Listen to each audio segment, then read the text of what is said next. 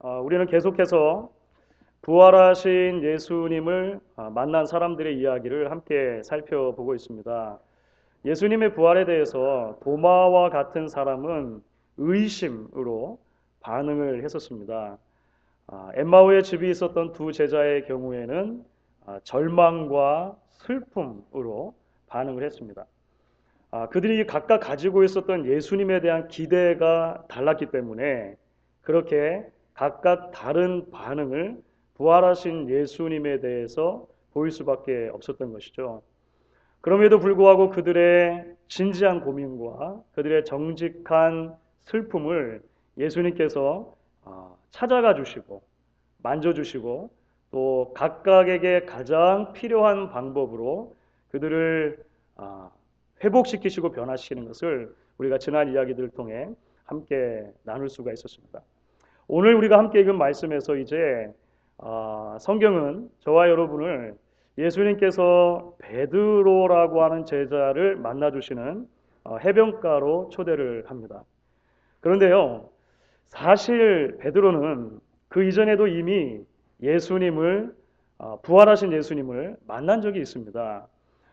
성경의 기록을 쭉 우리가 살펴보면 사실 예수님께서 부활하시자마자 몇몇 여인들이 예수님의 빈 무덤을 찾아갔었는데요. 그들이 다시 돌아와서 보고를 했을 때 가장 먼저 그 무덤에 뛰어가서 예수님의 빈 무덤을 확인했던 사람 중에 하나가 바로 베드로입니다. 그리고 요한복음의 기록을 살펴보았을 때 적어도 제자들이 함께 모여 있는 가운데 예수님이 두 번 부활하신 뒤에 나타나셨거든요. 베드로는 그 자리에 있었습니다. 부활하신 예수님을 본 거예요. 한 번은 도마가 없었을 때, 다른 한 번은 도마가 같이 있었을 때. 하여간 베드로는 부활하신 주님을 이미 그렇게 눈으로 확인을 했던 것입니다. 그런데 예수님은 베드로를 다시 한번 만나 주셔야 했던 것입니다. 도대체 왜 예수님은 베드로를 세 번째로 만나 주셔야만 했느냐라고 하는 것이죠. 그것은 우리가 지금까지 살펴본 것과 조금 다른 방식으로 사실 베드로가 예수님의 부활에 반응을 했었기 때문에 그렇습니다. 부활하셨다라고 하는 예수님이 부활하셨다라고 하는 사실 자체에 대해서 베드로가 어떻게 반응했는가라고 하는 모습들 그리고 그 베드로를 어떻게 예수님이 찾아오셨는가라고 하는 모습들을 통해 오늘 우리에게 주시는 하나님의 은혜를 계속 같이 나눌 수 있으면 좋겠습니다. 오늘 말씀 가운데 사실 베드로가 예수님의 부활에 대해서 어떻게 반응했는가 한마디로 요약하면 그것은 부끄러움이라고 할 수 있습니다. 부끄러움. 아마 한국말 단어 중에 가장 베드로의 상태를 잘 표현하는 단어가 있다면 자괴감이라고 하는 단어가 있습니다. 자괴감. 국어 사전에 의하면요. 자괴감은 이런 뜻입니다. 스스로 부끄러워하는 마음. 스스로 부끄러워하는 마음. 그러니까 스스로에게 대해서 엄청 실망을 한 거예요. 스스로에 대해서 그래서 수치스러운 그런 감정이 들 때 자괴감이 든다 이렇게 표현을 하는 것이죠. 그렇다면 여러분, 도대체 베드로가 왜 이런 부끄러움을 느낄 수밖에 없었을까요? 무엇이 베드로로 하여금 자괴감, 예수님의 부활이라고 하는 이 기쁜 소식 앞에서 자괴감에 빠지게 했느냐라고 하는 것입니다. 우리는 사실 그 이야기를 복음서 전체를 통해서 베드로가 예수님의 고난과 죽으시는 과정 속에서 어떠한 행동을 했는가라고 하는 것을 더듬어 보면서 아마 발견해 나갈 수 있을 것입니다. 베드로가 부끄러운 이유는 사실 단 하나이죠. 우리가 잘 아는 것처럼 예수님께서 잡히시던 날 밤에 그 예수님을 모른다고 세 번이나 부인했던 사건이 있기 때문에 그렇습니다. 그렇죠? 목자를 치면 양들이 다 흩어질 것이다. 예수님께서 제자들에게 그런 말씀하셨거든요. 그때 베드로는 주먹을 불끈 쥐었을 것 같아요. 제 상상입니다만. 그리고 예수님께 말을 합니다. 다 버릴지라도 저는 버리지 않겠습니다. 말하죠. 예수님이 곧 이어서 말씀하시거든요. 아니다. 오늘 밤에 닭이 2번 울기 전에 내가 나를 3번 부인할 것이다. 베드로는 다시 목소리를 높입니다. 내가 주와 함께 죽는 한이 있더라도 결단코 제가 주님을 부인하는 일은 없을 것입니다.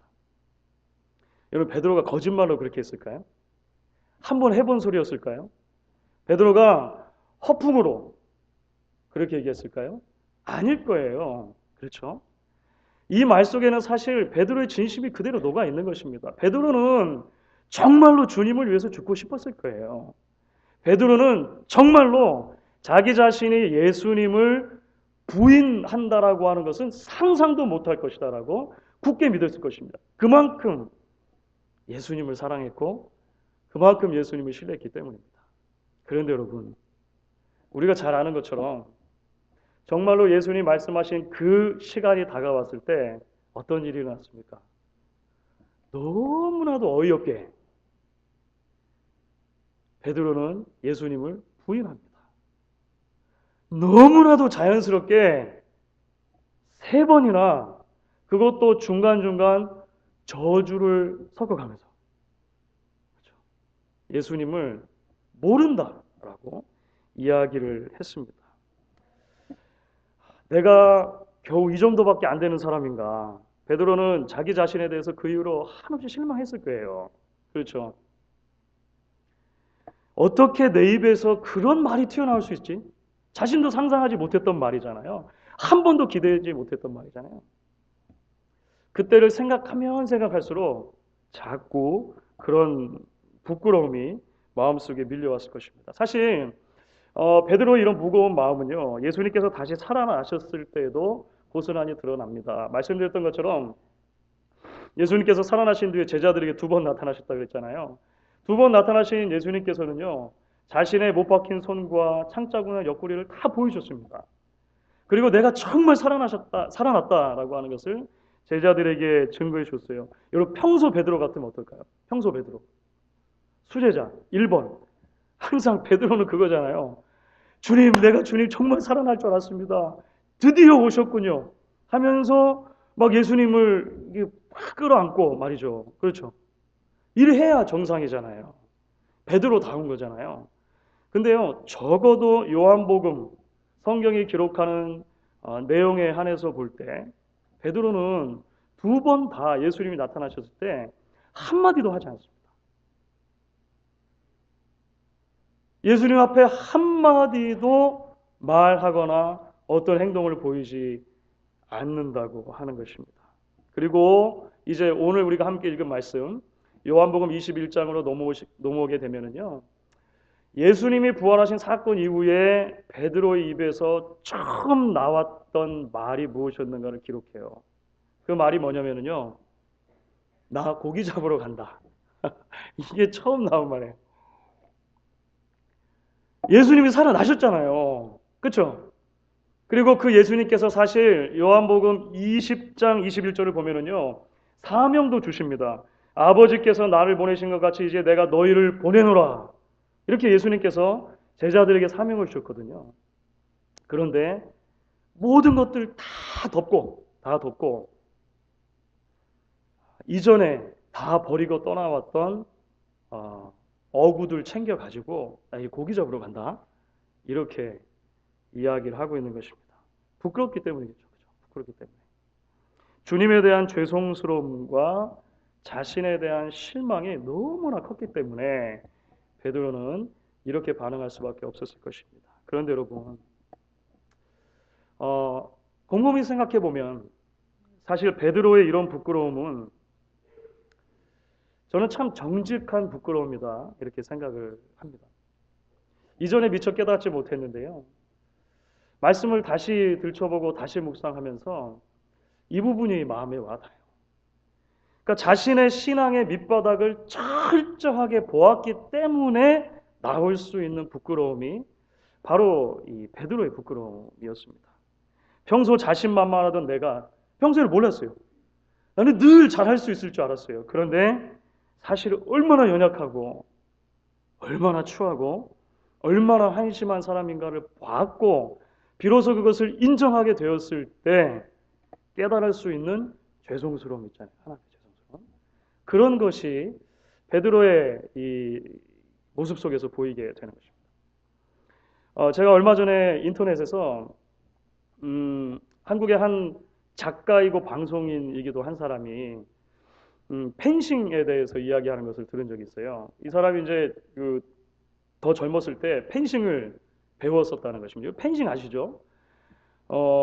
사실 거의 우리가 펜싱을 접할 기회가 없기 때문에 올림픽 시즌이나 돼야 가끔 그것도 한국 선수들 나올 때 볼까 말까 하는 그런 거잖아요. 근데 사실은 펜싱이 대단히 가느다란 칼로 굉장히 속도가 빠르게 움직이지 않습니까? 그래서 사실 상대방을 찌르거나 베거나 해서 점수를 받아내야 되는 게임인데 심판이 아무리 두 눈을 크게 뜨고 봐도요. 누가 누구를 정확하게 어디를 찔렀는지 사실 감지를 못한다는 거예요. 그래서 현대에서 펜싱은 어떤 방식으로 점수를 매깁니까? 전자 방식으로 점수를 매겨요.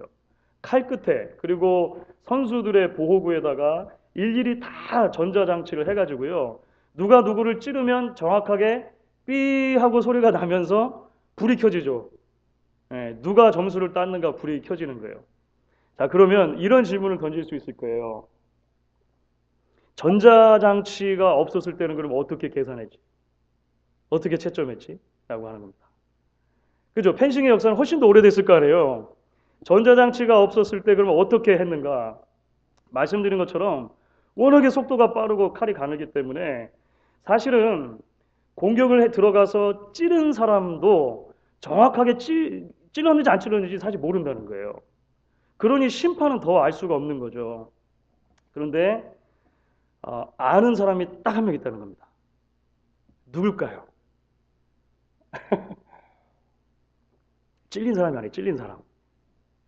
찔린 사람을 안다는 거예요. 그래가지고 전통적으로 펜싱의 법도는 찌른 사람이 아니고 공격을 당한 사람, 찔린 사람이 손을 드는 거예요. 나 찔렸어. 나 찔렸어 하고 고백을 하고 상대방에게 점수를 주는 것이 전통적인 펜싱의 방법이라고 하는 거예요. 그래서 지금도 펜싱에는 득점을 말할 때 투쉐이라고 하는 그 불어를 쓰는데요. 투쉐이라고 하는 불어는 찔렀다가 아니고요. 찔렸다. 찔렸다라고 하는 단어를 그래서 지금까지 쓴다는 거죠. 그래서 이제 그 소개를 한 분이 이런 이야기를 하더라고요. 그래서 펜싱에서는 실점을 빨리 드러내는 사람일수록 패배를 잘 인정하는 사람일수록 실력이 느는 사람, 고수다. 이렇게 이야기하는 것을 들었습니다. 사랑하는 여러분, 그렇습니다. 하나님 앞에서 우리의 신앙이 바르게 성장하고 하나님의 더 깊은 은혜를 경험하는 데 있어서 어쩌면 이런 정직한 신앙의 부끄러움은 아주 필수적인 그 무엇인가라고 이야기를 할 수 있을 것 같습니다. 나의 연약함을 인정하고 감춤으로는 신앙이 성장할 수 없기 때문에 그렇습니다. 나의 실패와 죄성으로 인해 끊임없이 부끄러워하지 않고서 우리의 인격이 성숙할 수 있는 방법이 없기 때문이라고 하는 거예요. 사실 생각해보면 우리가 살고 있는 시대 가운데 그리스도인들과 교회가 때로 그토록 사회적인 지탄의 대상이 되는 요인이 무엇입니까? 부끄러워하지 않기 때문에. 부끄러워하지 않기 때문에. 건강한 부끄러움 또는 거룩한 염치를 잃어버렸기 때문에 그러지 않는가 생각을 합니다.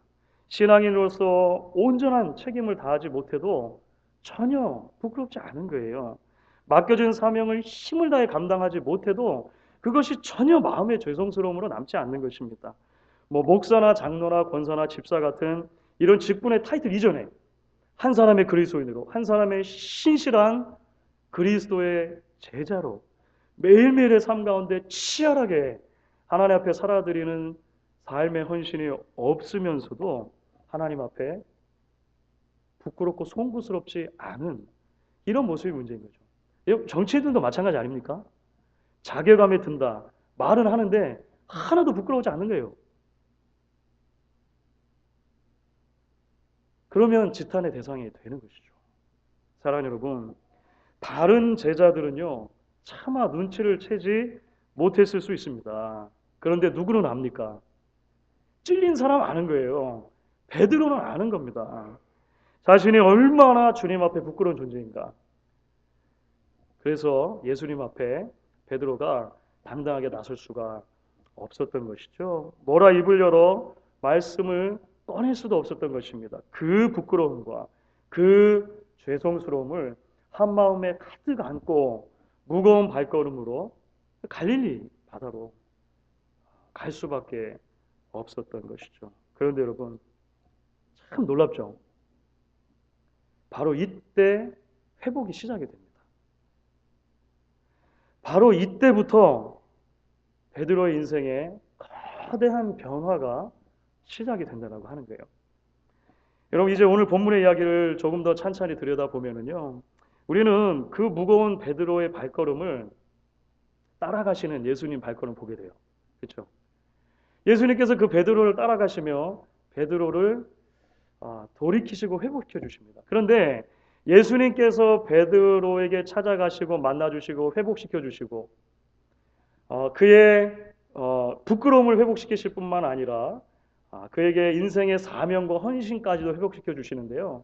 그 방법이 참 놀랍습니다. 여러분, 사실 객관적으로만 보면 주와 스승이신 예수님께서 베드로를 어떻게 대해야 맞을까요? 3년 동안 마음을 다해 가르쳤습니다. 마음을 다 쏟았습니다. 그런데 배신했잖아요. 그렇죠? 부활하셔가지고 2번이나 나타났는데 이 사람이 눈길도 안 주는 거예요. 그리고 나서 사명을 준다라고 다 이야기를 했는데 하는 모습이 보니까 다 덮고 다 포기하고 고기 잡으러 가겠다고 하는 거예요. 여러분 뭐 아시겠습니다만 제가 사실 싫은 소리 잘 못하거든요.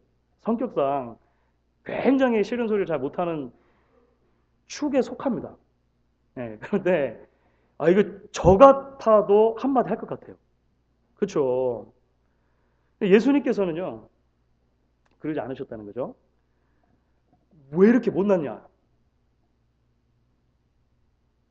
내가 다른 사람 몰라도 너만큼 믿었는데 어떻게 그럴 수가 있냐? 예수님은 베드로에게 그렇게 접근하지 않으셨습니다.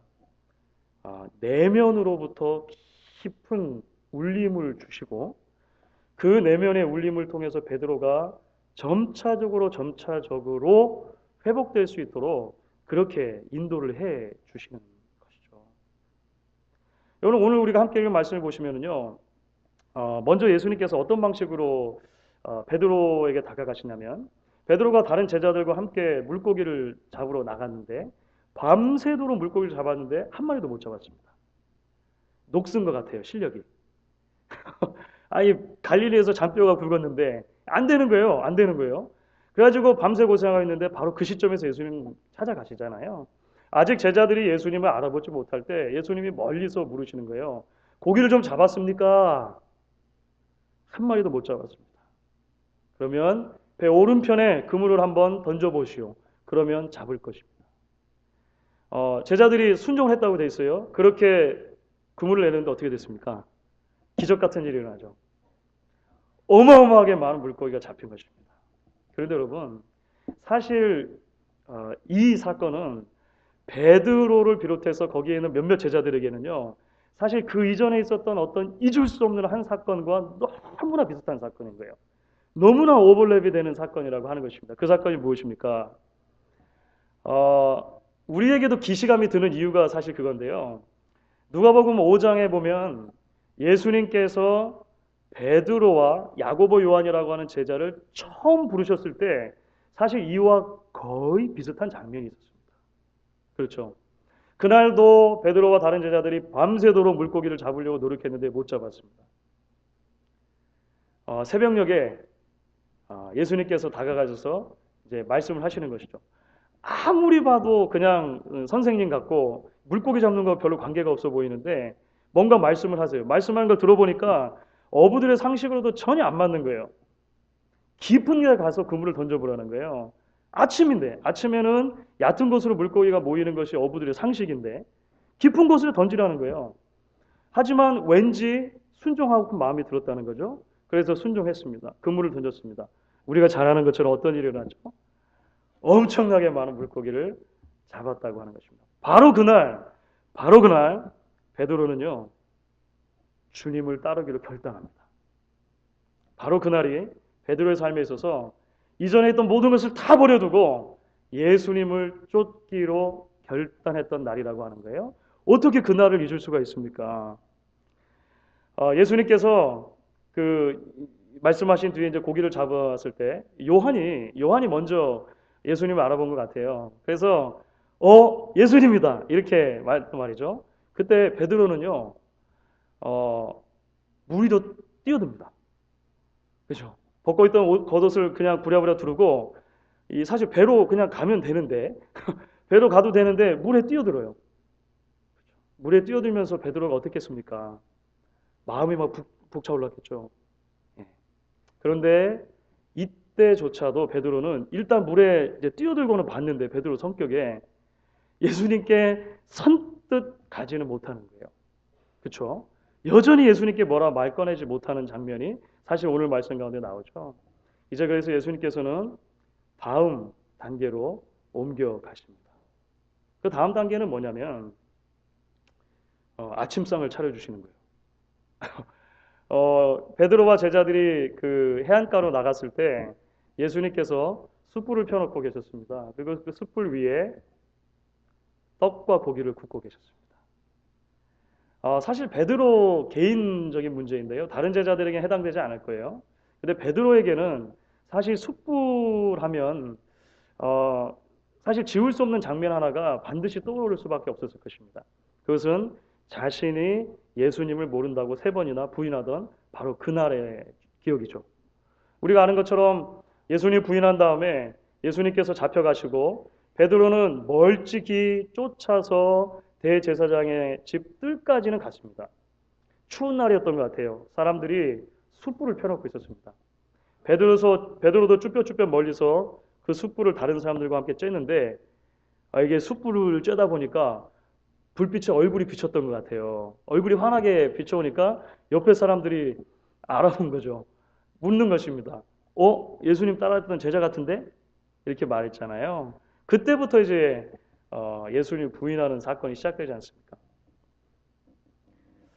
만감이 교차했을 것 같아요. 숯불이 있고 뭐 물고기, 떡 있고 베드로가 그것을 보면서 만감이 교차했겠죠. 예수님께서 다른 말씀 안 하시고 제자들을 부르세요. 와서 아침 먹으라. 아침 먹으라. 그리고 나서도 제자들이 쭈뼛거리니까요. 예수님이 직접 떡을 떼서 나눠주시고 물고기를 떼서 나눠주십니다. 자, 여러분. 떡을 떼서 나눠주시고 물고기를 떼서 나눠주시고 이것도 어디서 많이 본 것 같지 않으세요? 예, 오병이어의 사건. 예.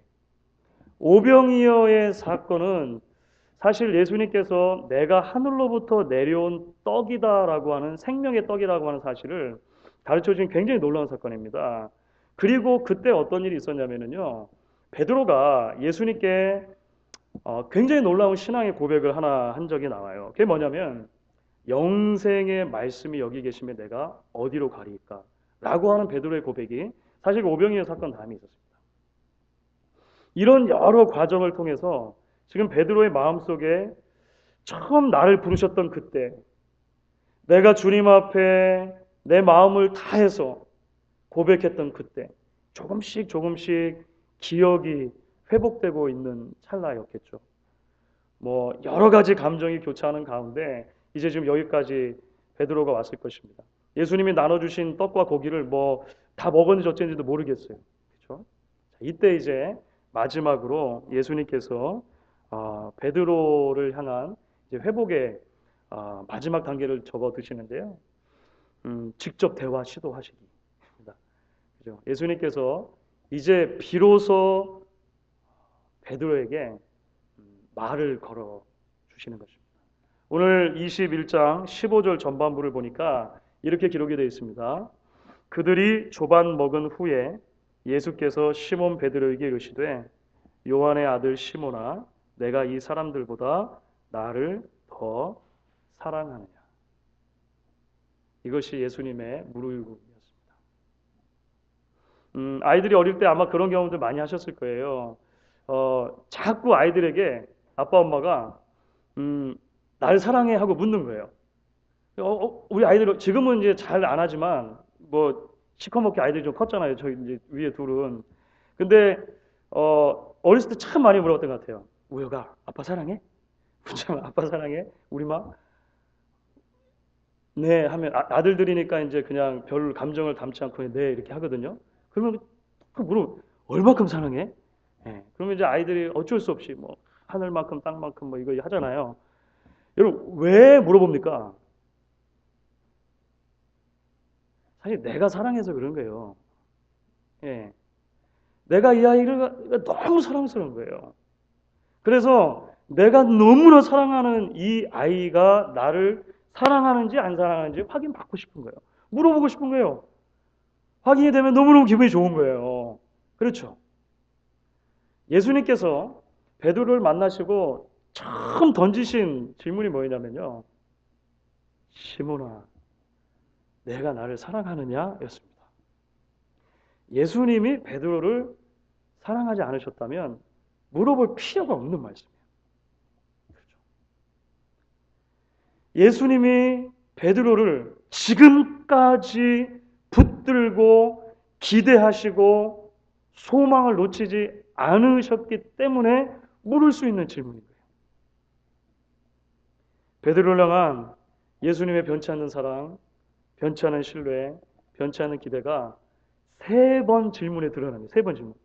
베드로는 세 번 예수님을 부인했는데 예수님은 세 번을 그래서 내가 나를 사랑하느냐 물으시는 것입니다. 베드로는요 물고기 잡는 사건부터 시작해가지고 숯불에다가 구워주신 아침 식사 사건 그리고 지금 자신의 이름을 부르면서 내가 나를 사랑하느냐 묻는 이 예수님의 음성을 통해 분명히 확인할 수 있었을 거예요. 그렇죠? 아 예수님이 여전히 나를 사랑하시는구나. 사랑하시는구나. 그래서 대답을 합니다. 주님, 그렇습니다. 내가 주를 사랑하는 것을 주님께서 아십니다.